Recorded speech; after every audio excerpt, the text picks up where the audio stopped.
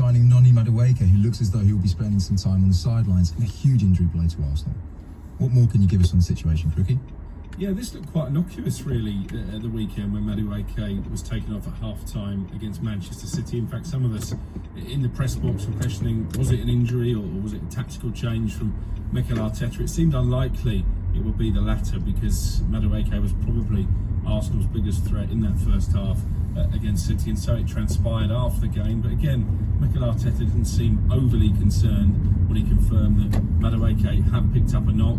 We now know it's a knee injury, not as serious as had been speculated in some quarters. There is no damage to his anterior cruciate ligament, which is good news for Madueke because that would have been months, not weeks, on the sidelines. But it's unlikely we're going to see him again for at least 6 to 8 weeks. That's going to rule him out of the next international break when England have a friendly against Wales and another World Cup qualifier. I don't think he'll be fit to play in the two qualifiers in November either.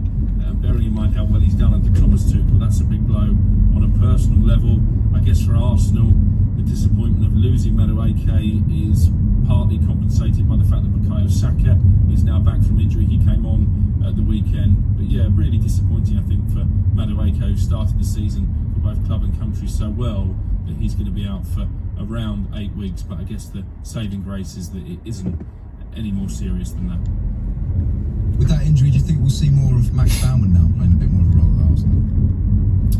Not sure about that. I think Gabriel Martinelli might see it as an opportunity to get more minutes under his belt. He'd have been really disappointed that Leandro Trossard got the nod ahead of him against City at the weekend. Obviously came on and responded in the perfect manner by scoring that brilliant late equaliser. I would expect Martinelli to play against Port Vale in the EFL Cup live on TalkSport on Wednesday, and maybe Baumann will get some game time in that game. But I think at the moment Mikel Arteta is still conscious not to overplay Baumann at such a young age, and just to break him slowly and gently into the rigours of first team football, particularly in the Premier League.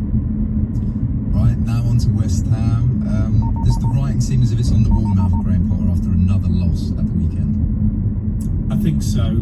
This feels a little bit like history repeating. We all knew that Julian Lopetegui was for the axe probably even before he realised it. West Ham had been sounding out candidates. There was even pictures of Graham Potter meeting West Ham executives while Lopetegui was still in situ.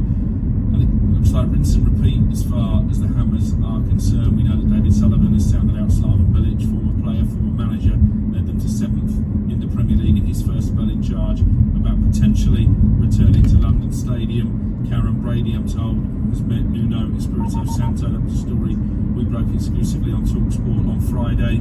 Gary O'Neill's name has been thrown into the mix, another former West Ham player, although make him the outsider at this moment in time. And there are other potential candidates. Eden Terzic, who led Borussia Dortmund to the Champions League final, was somebody that West Ham hierarchy looked at previously. I think the timing of the change is going to be interesting because they go to Everton on Monday night. That game is live and exclusive on TalkSport. Then it's Arsenal away. They're the two games that West Ham have before the next international break, and I think they're pretty daunting fixtures for any new manager. So maybe Graham Potter will be given a stay of execution, but unless he does something quite dramatic in those two games, maybe repeats what he did at Arsenal last season when West Ham won 1-0. I do think, in your words, the writing is on the wall. There has already been some unrest from the fans. How do you think they would react to these types of appointments and the names that the club has been linked to?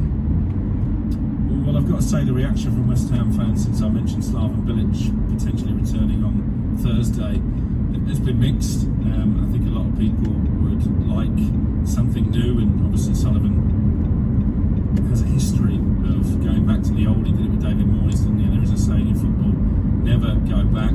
Where he might win the fans round, I'm told that Slaven Bilic, as part of his master plan, wants to appoint James Collins, potentially Mark Noble as well, and maybe other ex-West Ham players on his backroom team. And if he does that and they start well, then maybe the fans will buy into it. I think Nuno Espirito Santo is the one that West Ham fans want of the trio. But how keen is he to jump straight back in again, having left Nottingham Forest? I think financially Bilic will be a cheaper option, and the terms of the deal interesting as well. Bilic, I'm told, would be willing to come in on a short-term basis initially until the end of the season after playing with Graham Potter before they gave him a longer-term contract. And I think David Sullivan would prefer just to hire someone who's going to steady the ship, keep them in the Premier League, and then review his options in the summer. Whether Nuno would take a short-term deal, I think is open to debate. And West Ham fans have been very stringent in their way of looking at football, you know, the West Ham way. How would the fans react to Nuno's style of football? Do you think it would be a good fit? No, I think that's another really good point, because obviously his success at Forest was built on not having much possession, hitting teams on the counter-attack. Do West Ham really have the weapons to play that way now that Mohamed Kudus is no longer their player? I would suggest no. There's a distinct lack of pace in the team, and you're right, West Ham fans do want to play a certain way. They want to be entertained as well as pick up results.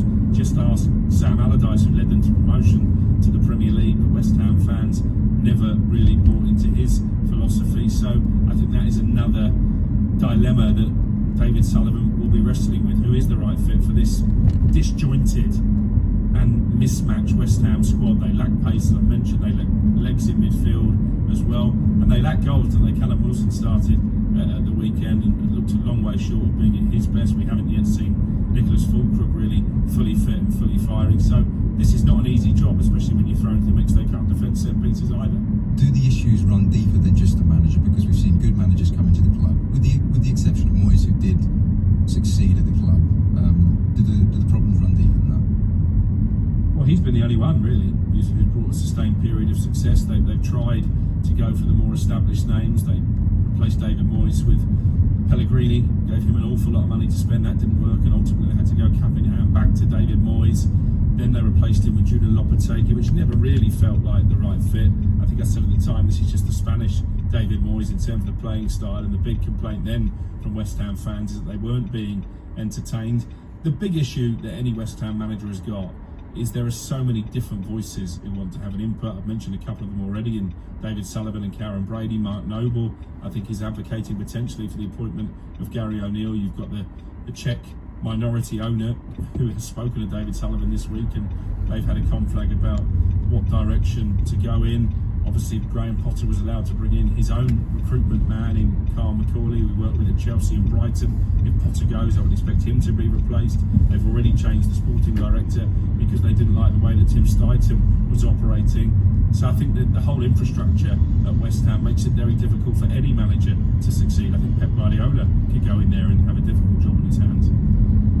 Okay, brilliant. Now moving on to Aston Villa, who by their own standards have had a slow start to the Premier League season after many people would say is an underwhelming transfer window.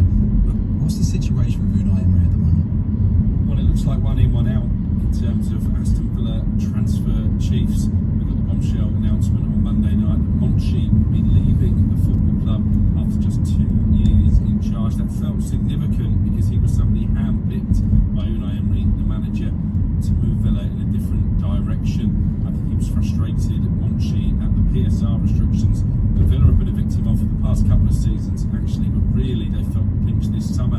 They missed out on a place in the Champions League, and they lost at Manchester United on the last day of last season. They've since been forced to sell Jacob Ramsey. I know Monchi was keen to re-sign Marcus Rashford and Asensio. They were on loan, of course, in the second half of last season. I think it was always going to be a difficult deal to get Rashford back to the club. His heart was always set on Barcelona, but Asensio in the end ended up trading places for just €7 million, and Monchi among those at Villa who were surprised they couldn't get that deal done. I think the Villa hierarchy themselves have scratched their heads at some of Monchi's signings. You look at Amadou Onana, he was a club record buy, he's been injured more often than he's been fit. Donyell Marlon hasn't pulled up too many trees since he came in from Borussia Dortmund in January. They've not suitably replaced John Duran in my book. I think it's probably Riley Watkins is struggling as well without that added competition to spur him on. But Villa are moving quickly to replace Monchi. They've reached an agreement in principle with Roberto Alabe, and he was the former transfer chief at Real Sociedad, did some really good work there. Crucially, he's known to Unai Emery, so that should silence some of the noise around the Villa manager's future. He's got a really frustrated figure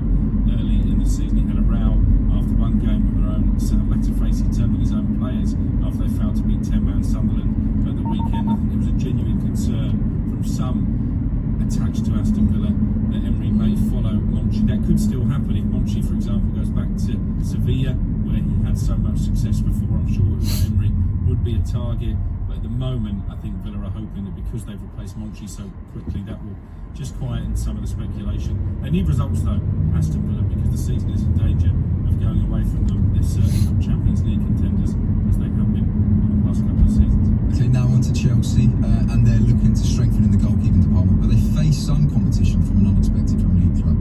What more can you tell us on the situation, Cricket? Yeah, this is Mike Mignon, the player they tried to sign from AC Milan just before the Club World Cup. They had a £25 million offer, rejected, decided not to revisit their interest after that tournament had finished. They put their faith in Robert Sanchez. I think we saw at Old Trafford at the weekend that he is still a bit of a liability with that rush of blood. Got himself sent off early on, and that's got the goalkeeping topic right at the top of the agenda as far as Chelsea supporters are concerned. I would expect Chelsea to go back in for Mignon, not least because he's out of contract at the end of the season, therefore it's available on a free transfer. With that in mind, I wouldn't be surprised if they face a bit of competition from other Premier League clubs, from some of their rivals, the likes of Manchester United. I know that Ruben Amorim, having let Andre Onana go out on loan to Trabzonspor, and it doesn't look like he wants to return to the football club anytime soon, is looking potentially to bring in somebody more experienced. They've got Altay Bayindir, who started the season as number one, but he's made some mistakes already. They've signed Senna Le Mans, obviously coming in from Royal Antwerp, but he's still really inexperienced. So it could be that we're heading for a bit of a tug of war between Chelsea and Manchester United for Mignon. He's 30 years old, he's a full French international, he's obviously got that body of work behind him at AC Milan, and on a free transfer, it looks like a no-brainer to me for one of those big Premier League clubs to swoop in. And specifically on Manchester United there, when Lamens was brought in, surely that was to be United's number one. They couldn't have been expecting to come into the Premier League season with Bayindir as their number one. What's going on there? Well, it's really interesting because the briefings coming out of Old Trafford after the first couple of games of the season, obviously Altay made a big mistake against Arsenal. Onana didn't cover himself in glory in that League Cup defeat against Grimsby, probably at fault for both of their goals in normal time, and it wasn't great in the penalty shootout either. But United was still stressing at that point that the goalkeeper wasn't seen as a priority position. They weren't going to spend big on a number one. Then the Emi Martinez links resurfaced, and it looked like going into deadline day that he would be a live option. Senna Le Mans was the name that was given to me much earlier in the window. Back in June, I think I first reported interest in him for TalkSport. I do think at that point they were looking at him as one for the future, as opposed to coming in and being the number one. But because they've let Onana go, maybe that is what is going to happen, although Altay is keeping his place at the moment. But that just backs up really that I think Ruben Amorim feels he needs somebody more experienced to step up to the party, and then allow the younger goalkeeper to develop at a much slower pace. It's a big club, Manchester United, to be thrown in straight at the deep end. Even David De Gea found that in his early days after signing for Sir Alex Ferguson, when the club was obviously in a much better place. Thank you very much for that, Crookie. No problem. Thank you very much for watching. If you like that video, watch this next one.